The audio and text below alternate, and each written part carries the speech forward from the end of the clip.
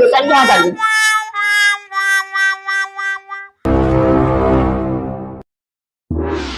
ବାପା ମୁଁ ଆଜି ଘର ଛାଡିକି ଆମ ଘରକୁ ଯାଉଛି ସବୁଦିନ ପାଇଁ।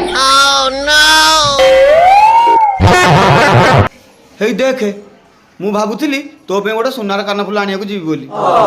ତୋ ଶାଶୁ କହିଲା ବୋଉର କାନଫୁଲ ନାହିଁ, ତମେ ଗୋଟେ ନୂଆର କାନଫୁଲ ଆଣ।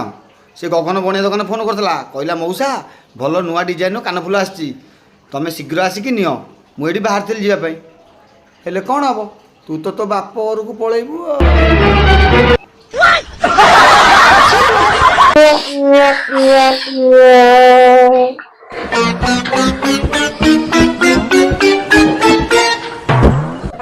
ହଉ ବାପା ଆପଣ ଯଦି କହୁଛନ୍ତି ମୁଁ ଆପଣଙ୍କ କଥା ରକ୍ଷା କରିକି ଯାଉନି।